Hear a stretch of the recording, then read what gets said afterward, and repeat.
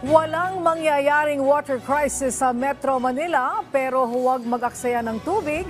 Ito ang pagtitiyak ng Task Force El Nino sa gitna ng painit na panahon. Nagbigay naman ito ng ilang tips para sa matipid na paggamit ng tubig.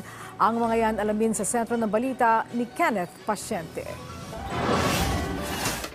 Bilang may-ari ng karinderya, todo tipid na sa tubig si Editha. Ang pinagbanlawan niya ng mga gamit na plato, itinatabi niya para magamit pa sa ibang bagay gaya ng paglilinis. Kailangan talaga mag-imbak ng tubig. Kailangan yung sa araw-araw eh. O sa CR pa lang, pag si CR, yung pinagugasan, pwede na ipambuhos, di ba? Para hindi ka na mag-iigib ulit. Kaya nag-iimbak kami ng tubig. At ngayong nagsimula na ang dry season na sinabayan pa ng epekto ng El Nino, talaga namang mahalaga ang matalinong paggamit ng tubig. Gayunman, nilinaw ng Task Force El Nino na hindi pa nakakaranas ng water crisis ang Metro Manila. Kasunod yan ang pagdedeklara ng ilang lugar sa bansa ng state of calamity dahil sa nararanasang krisis sa tubig.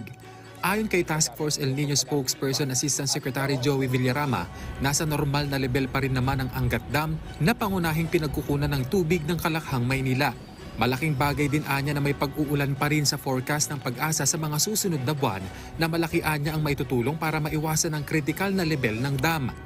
Gayunman, handaan niya ang pamahalaan at mga kinaukulang ahensya ng gobyerno para umagapay sakaling umabot sa puntong makaranas ng kakulangan sa tubig.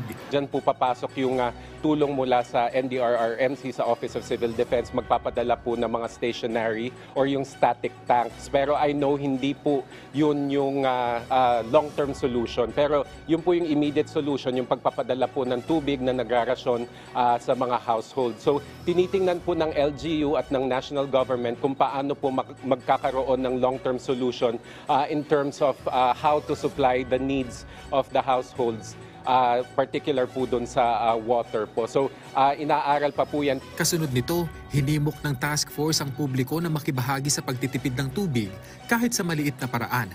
Gaya ng pag-iwas muna sa paggamit ng water hose sa pagdidilig ng halaman at paggamit ng balde at tabo imbes na flush at bidet sa tuwing gagamit ng banyo. Mas mabuti po na gumamit na lamang ng balde. Babaan po natin yung floater para po yung water level po sa loob ng tangke hindi masyado pong maaksaya o malaki yung gastos ng tubig. At dahil Pilipino naman po tayo, nasa kultura po natin na gumamit po ng tabo, gumamit po tayo ng tabo sa ating pagligo. Pero paano naman kaya ang mga inflatable swimming pool na uso ngayong panahon ng tag-init? Hindi po ipinagbabawal sa ngayon, ngunit dinidiscourage po natin dahil nga po magastos sa tubig ang paggamit ng inflatable pools para po sa kapakanan nating lahat dahil nga po may 2 buwan pa po ng El Nino kasama yung tag-araw na kailangan natin bunuin, isa lamang po sa water saving measures yung hindi paggamit ng inflatable pool. Kabilang din sa hakbang ng pamahalaan ang pakikipag-usap sa mga private at business establishment kaugnay ng water conservation. Kasama po sa mga advisory na inilalabas ng NWRB, yung pagtitipid ng tubig hindi lamang sa mga subdivision, sa mga condominium buildings, kundi pati na rin po sa commercial establishment. So all-encompassing, malawak po ang advisory na yan na paghihikayat po na magtipid sa tubig. So if that includes golf courses in their own way po, kung pwede pong makapagtipid ng tubig, sana po gawin natin para po nga malampasan natin itong possible water crisis or disruption. Kenneth Pasyente para sa Pambansang TV sa Bagong Pilipinas.